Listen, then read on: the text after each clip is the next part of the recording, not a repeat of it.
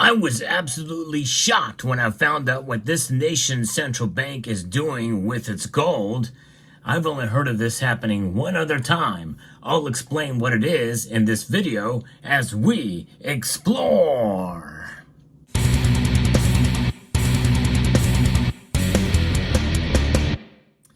It's not very often that a central bank and a government gives power back to the people. Well, in this case, sells power back to the people, and that's the power of gold. Usually we buy gold for private institutions. Even some of the biggest nations that hold gold, well, they don't sell it to the people. They use private entities to do it. And one private entity here based in the United States is Summit Metals, and they have sold me some gold. Yes, indeed. I'm starting with this little metal wallet here, a little piece of 1 gram of gold that I can filling up in this little case here that can fit in your wallet, literally. It's a very nice little case. So go to summitmetals.com if you want to learn more. And they have some great prices on not only their gram bars, but other sizes of fractional gold as well. Because with in this era of high prices, it's good to find good deals on fractional gold. He also sells silver as well. But what's going on here with the State Bank of Vietnam? That is the country's central bank. And they have announced just recently that it will reactivate the sale of SJC branded gold bars to meet market demand. The SBV will sell gold to 4 state-controlled banks: Vietcom Bank, Vietin Bank, BIDV, and Agribank, and Saigon Jewelry Company at about $3,287 a tael, which is a certain weight of gold, how they measure gold in the East. It's about, I don't know exactly what it translates to, but the bar they have shown here, I may actually post a link to this article so you can see what these look like. They show a 1 luong, which is 37.5 grams. It's a pretty cool looking bar, but it just mainly has writing on it. That's about it. But in September and October, the SBV announced the sales of gold bars only once each month, and that was about $3,129.60. And this was and then that was about VND 88 million a tael. And I guess that essentially is I'm not sure exactly. I guess the 3129 is related to the 37.5 grams. That must mean a tael must weigh a little bit more than that. The SBV asserted that it will continue to roadmap to narrow and control the price gap between domestic SJC gold and global gold at a reasonable magnitude, according to this piece from the investor.vn. The SBV's announcement was made as prices of SJC bars and pure gold rings jumped on Monday, tracking movements around the globe. And so, yes, it's pretty amazing to see what's going on and that they're actually selling directly to the public. SJC also raised the price of its pure gold rings. Apparently you can buy gold rings as well too, but most of the bullion is going to be in the form of those bars. And it is something else. I've definitely heard of this happening one other time with Turkey, and actually I covered that in a video. And I think it's a great thing that they're selling directly to the people. But when they do that, that means they have less gold, unless they are backfilling it somehow in some way. And that very well could be the case. Maybe they can kind of control the price and control the quality that way. You know, it's usually when these central banks buy gold, they want to continue to hold it to protect against what's going on around the world. The whole world is in trouble economically in some form or another.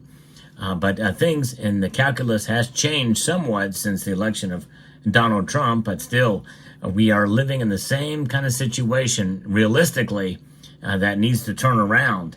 And so a lot of these nations, especially those that are tied to or even deal with BRICS nations, and Vietnam certainly is one of those, you know, it would not surprise me if they maybe even pause again and start to accumulate to fill their coffers, to fill their vaults with gold. But it is a great part of the culture of the East in general, certainly in Vietnam as well, but in China and most nations in the East, gold is a very valuable part of everyday life. And this is why folks like to have gold in their portfolio in many different forms. Jewelry is a very popular way to do it, and most of the jewelry in the East is going to be very high, 22 karat at least. You don't really see much 18 karat or 14 karat jewelry there. But this is something.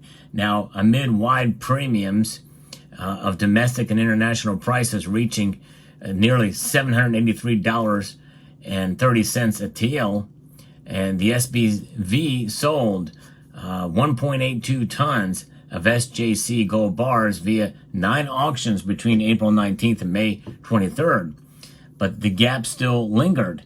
And that is probably tied to the Asian markets, the Shanghai Gold Exchange. We've talked about that regularly on this channel, how there was a gap, and, with the arbitrage opportunities that it provided. Essentially, that gap and that large premium was outside of the VAT that are in those nations. That is just the nature of the amount of demand that was happening, especially leading up to really where we are at now. It's crazy. The SBV switched its approach to selling gold bars to the 4 commercial lenders and SJC, who then resold them to end customers. From June 3rd to October 29th, the SBV injected 11.46 tons of gold via 44 sales to those 4 commercial lenders, which are state-owned, by the way, as I mentioned earlier. But that is something. Wow. By the way, if you enjoy content like this where I bring you the latest news, I hope you will consider pressing that like button down below and subscribing to the channel if you haven't done so already. Turkey, as I mentioned before, has done this as well, selling gold to the people. Turkey, they have almost a revolving door of currencies that go on there, so people there are very familiar with gold. In fact, their mint has produced more gold coins than the United States Mint for their people. Most of those coins stay in country. You don't very often see Turkish bullion outside, especially here in the West and in the United States in particular, because there's a lot of demand for them in country. And same thing with a lot of these types of bars with these odd weights to them. You really don't see there's a whole lot outside of the East. Once in a while you'll see them pop up from time to time, but most Western dealers, they don't really think in that way. Tails and whatever the sub-measurement of that is, they just typically deal with ounces or grams. Now, as per a parliamentary question and answer session, SBV Governor Nguyen Thai Hong boasted that the injections helped reduce the price gap to $157.50 per TL from the 15 to 18 million a TL in VND, that's Vietnamese currency, before the bank's intervention. So it was 3 to 4, now down from 15 to 18 for the Vietnamese currency. She affirmed that her agency will continue to discourage the use of gold as an investment or an asset to speculate on, and will ensure the supply of the precious metal on the market in a reasonable manner. So essentially, they are trying to control the markets by injecting more gold. I think that is kind of what's happening.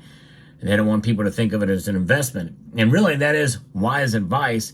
It essentially is there to protect your wealth. Should not be seen as an investment vehicle. However, that's a really tough nut to crack, considering for this past year, gold has reached all-time highs multiple times in nominal dollars. And if you invested money in gold at the beginning of the year, especially before March, to now, well, you've done very, very well as an investment. But I like to encourage people to hold it for the long term. Buy low, hold high, as J.M. Unleashed says. And that's kind of the thought process behind having gold in your portfolio. But there's a lot of gold that is being sold in many of these countries in the East, and it's a part of their culture. But people are realizing with record high prices that there's some opportunity that could be had here as well. However, as is with any case and any investment and even any hedge, as we've seen, prices can pull back. And likely gold, seeing its all-time high reached in nominal dollars, likely we might see a consolidation of gold's price into 2025, and they could actually come down a bit. However, remember, we're still far off from its all-time high when adjusted for inflation. That's about $3,200 an ounce. That is far enough away that some people feel like it's kind of out of reach for now.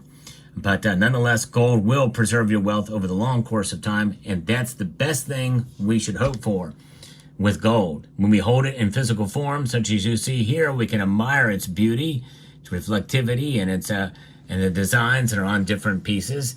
These all happen to be coins, but you can also get very beautiful bars of gold as well. So there you have it.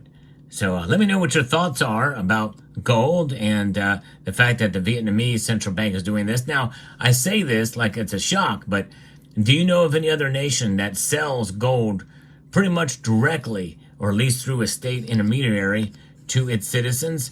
I don't know if Russia has done that before, or if Russia released the gold from its central bank to private entities to be sold. I'm not sure, but actually state-owned banks and to sell it that way. I've not heard of that before other than in Turkey. Let me know in your comment section below. Hope you found this video informative, insightful, and educational. I would like to extend a multitude of gratitude to each and every one of you for taking the time to watch, and to encourage you to please rate, share, comment, and subscribe.